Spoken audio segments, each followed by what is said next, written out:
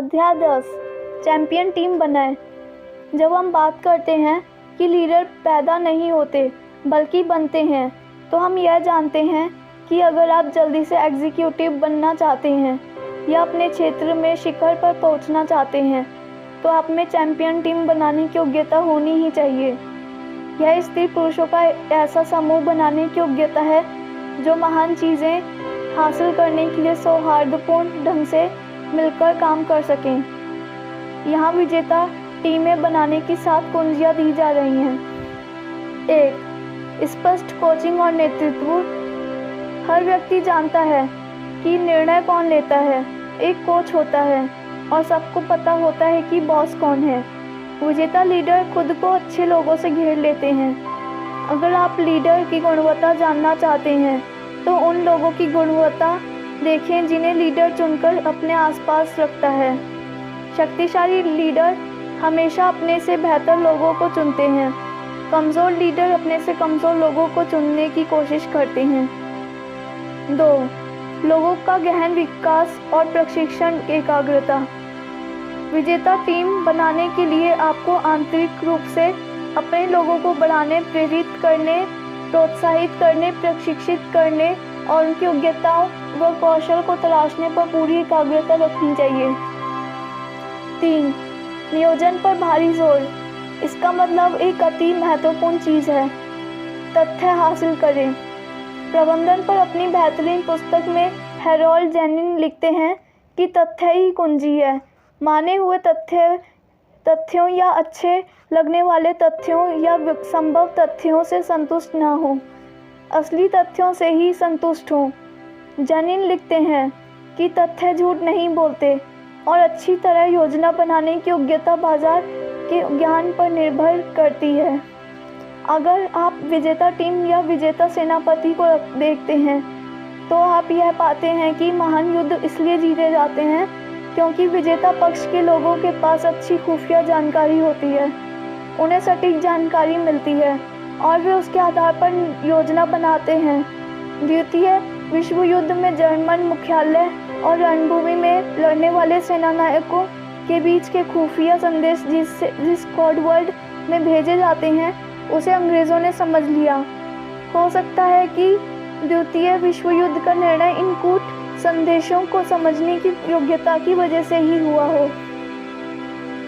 इसके अलावा पीछे हटने की योग्यता भी बनाएं, योजना भी बनाएं।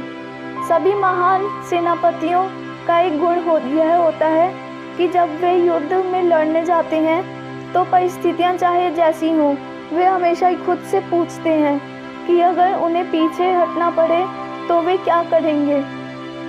वाटरलू के युद्ध में वेलिंगटन ने 17,000 अनुभवी सैनिकों को रिजर्व में रखा ताकि अगर वे युद्ध हार जाएं और उन्हें पीछे हटना पड़े तो वे यह काम सुरक्षित रूप से कर सकें। हालांकि युद्ध के दिन वे पराजय की कगार पर पहुंच गए थे, लेकिन उन्होंने इन सैनिकों को अपनी मदद के लिए नहीं बुलाया। अगर उन्हें युद्ध में बुला लिया जाता तो वेलिंगटन उस दिन जल्दी जीत जाते और पराजय के इतने करीब नहीं पहुंचते। लेकिन सबसे बुरे संभव परिणाम की आशंका के आधार पर पीछे हटने की योग्यता हर उत्कृष्ट सेनापति के पास होती है। क्या गलत हो सकता है? यह सोचे विचारे बिना जो लीडर कोई योजना बनाता है वह हमेशा कारोबार में कोई घातक गलती कर बैठता है। 4. चुनिंदा कार्य। लीडर के रूप में आप अच्छे लोगों को नौकरी देते हैं और आप उन्हें ऐसे कार्य देते हैं जिनके जरिए वे बड़ा योगदान दे सकें। अगर वे उस पद पर अच्छा काम नहीं कर सकते तो आप उन्हें बदलते रहते हैं जब तक कि वे ऐसे पद पर ना पहुंच जाए जहां वे मूल्यवान योगदान दे सके। 5. अक्षम लोगों को बाहर निकालने की योग्यता। आपने जिन लोगों को चुना है, अगर वे कोई महत्वपूर्ण योगदान नहीं दे सकते तो आपको उनसे छुटकारा पा लेना चाहिए। आप अक्षम लोगों को जितने लंबे समय तक रखते हैं, आप उतने ही ज़्यादा अक्षम लीडर नज़र आते हैं। सिर्फ यही नहीं, बल्कि आप यह संकेत भी भेजते हैं कि इस संगठन में अक्षम बनने का एक पुरस्कार है। नौकरी की सुरक्षा।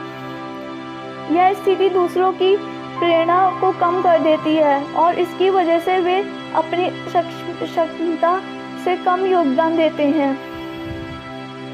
6. बेहतर संवाद।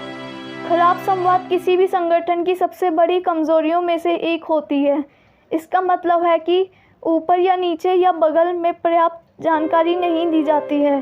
चैंपियन टीमों में खुले संवाद की ज़रूरत होती है ताकि लोगों को कंपनी में जो जानकारी चाहिए वह उन्हें बहुत जल्दी मिल जाए। 7. उत्कृष्टता के प्रति समर्पित होना।